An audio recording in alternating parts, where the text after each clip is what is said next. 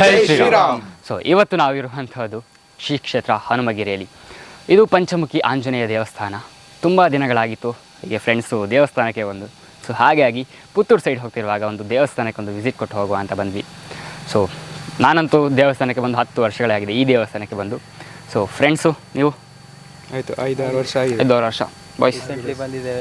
ಹಾಂ, ಸೊ ಬರ್ತಾ ಇರ್ತಾರೆ, ಬಟ್ ಆದರೂ ದೇವಸ್ಥಾನಕ್ಕೆ ಬಂದು ಒಂದು ದರ್ಶನ ಮಾಡಿ ಹೋಗುವ ಅಂತ ಆಯಿತಾ. ನಾನು 10 ವರ್ಷ ಆಯಿತು ಬಂದು. ಓಕೆ, ಇವಾಗ ಫುಲ್ಲು ಚೇಂಜ್ ಆಗಿದೆ. ರಾಮನ ಒಂದು ವಿಗ್ರಹ ಬಂದಿದೆ ಆಚೆ ಕಡೆ.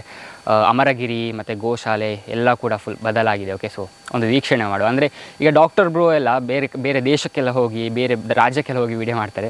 ಸೊ ನಮ್ಮದೇ ಒಂದು ಸುಳ್ಯ ಪುತ್ತೂರು ಕ್ಷೇತ್ರ ಇದು.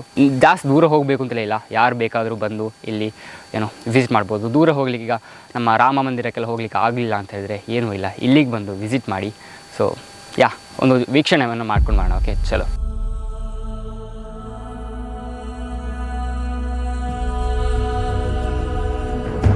ಜನಾದ್ರಿಯಲಿ ಸಂತಾನ ಬಯಸಿ ಅಹೋರಾತ್ರಿಯಲಿ ತಪಸ್ಸು ಮಾಡಿ ವಾನರ ಕೇಸರಿ ಕೇಸರಿ ಕುಲಸತಿ ಗರ್ಭ ಧರಿಸಲು ಜನಿಸಿದನೊಬ್ಬ ಅಸಮಾನ ಬಲೋದ್ಧಾರ್ತನು ಸಂಯುತನು ಅಂಜನೀಸುತನು ಪವನನಂದನನು.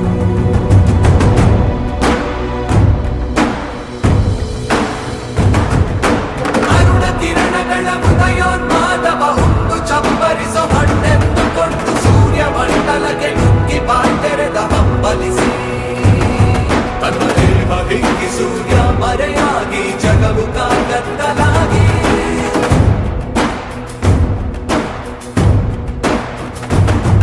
ಅದ ಗಮನಿಸಿದ ಆ ಅಮರೇಂದ್ರ ಬಂದು ಐರಾವತದ ಮೇಲೆ ಆಂಜನೇಯನನ್ನು ಸಮೀಪಿಸಿ ತನ್ನ ವಜ್ರಾಯುಧವನ್ನು ಬಿಸಿದನು. ಅವನನಂದನನ ದೇಹಕ್ಕೆ ತಾಗಿ ಚೆಲ್ಲಿದ ರಕ್ತದ ಹನಿಯೇ ವಿದ್ಯುತ್ ವೇಗದ ಧರಣಿ ಗುಡುಗಿಸಿ ಸಮುದ್ರ ಮಧ್ಯಮ ಸೇರಿ ಕಟ್ಟ ಕಡಲ ಕಡೆ ಕಟ್ಟದಡಿ ಮುಟ್ಟಿ ಚಿಪ್ಪಿನೆದೆಯ ಗರ್ಭದಲ್ಲಿ ಮುತ್ತಾಗಿ.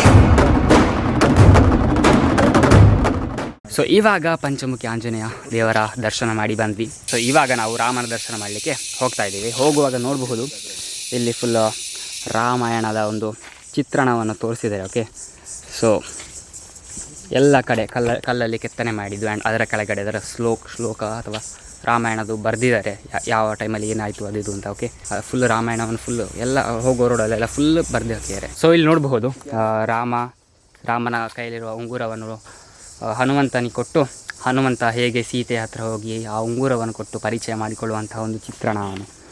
ಓಕೆ, ಸೊ ಇದೇ ರೀತಿ ಫುಲ್ ರಾಮಾಯಣದ ಪೂರ್ತಿ ಚಿತ್ರಣ ಇಲ್ಲಿ ಉಂಟು. ಓಕೆ,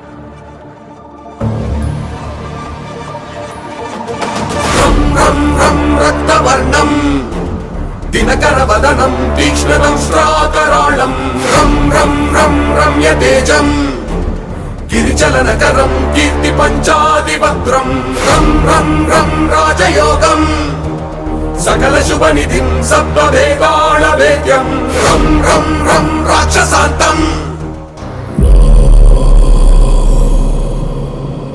ರಘುನಂದನ ರಘು ರಘುನಂದನ ರಘುವರ ಸೇವನ ರಘುಪತಿ ಛಾಯನ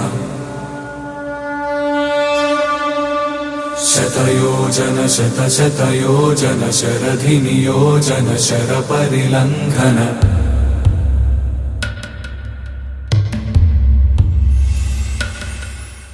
ಸೊ ಇವಾಗ ರಾಮನ ದರ್ಶನ ಕೂಡ ಮಾಡಿ ಬಂದ್ವಿ. ಆ್ಯಕ್ಚುಲಿ ಅಲ್ಲಿ ಹಾಕಿದ್ರು ಏನೋ ಕ್ಯಾಮರಾ ಅಲೌಡ್ ಇಲ್ಲ ಅಂತ, ಸೊ ಹಾಗೆ ಈ ಶೂಟ್ ಮಾಡಲಿಲ್ಲ. ಸೊ ಇವಾಗ ನಾವು ಗೋಶಾಲೆಗೆ ಬಂದಿದ್ದೇವೆ. ಇಲ್ಲೇ ಗೋಶಾಲೆ ಕೂಡ ಇದೆ. ಓಕೆ, ಸೊ ನೋಡಬಹುದು. ಹಾಯ್, ಹೇಳ್ಬೇಡಿ ಅಣ್ಣ. ಸೊ ನೋಡ್ಬೋದು, ಇಲ್ಲಿಗೆ ಬಂದರೆ ಒಂದು ಸಲ ಗೋಶಾಲೆಗೆ ಕೂಡ ವಿಸಿಟ್ ಕೊಡಿ ಆಯಿತಾ. ನೋಡೋಕೆ ಒಂದು ಚೆನ್ನಾಗಿದೆ.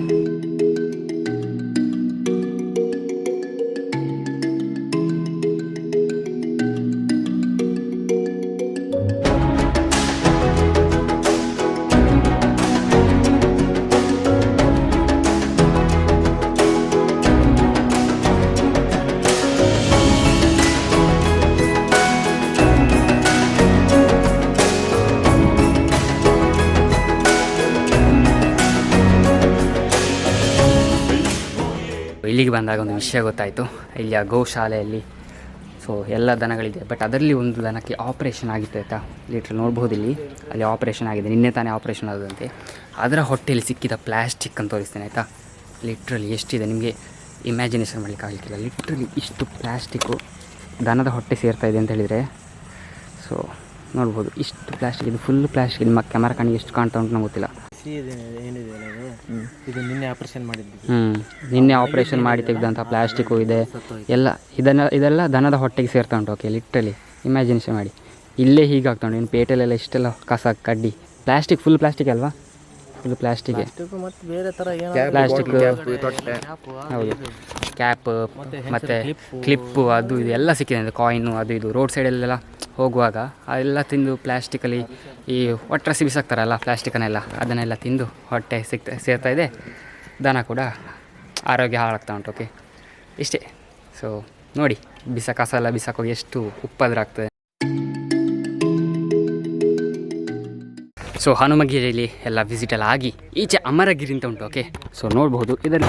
ಸೊ ಇಲ್ಲಿ ಯೋಧರ ಬಗ್ಗೆ ಒಂದು ನಮ್ಮ ಒಂದು ಭಾರತದ ದೇಶದ ಯೋಧರ ಒಂದು ಚಿತ್ರಣನೆಲ್ಲ ಇಲ್ಲಿ ಹಾಕಿದ್ದಾರೆ ಅಮರಗಿರಿ ಶ್ರೀ ಕ್ಷೇತ್ರ ಹನುಮಗಿರಿಯಲ್ಲಿ. ಓಕೆ, ಸೊ ನಮ್ಮ ಹನುಮಂತ ರಾಮನೆಲ್ಲ ದರ್ಶನ ಆದಮೇಲೆ ಇಲ್ಲಿಗೆ ಬರಬಹುದು. ಆ್ಯಕ್ಚುಲಿ ಇವತ್ತು ಓಪನ್ ಇಲ್ಲ.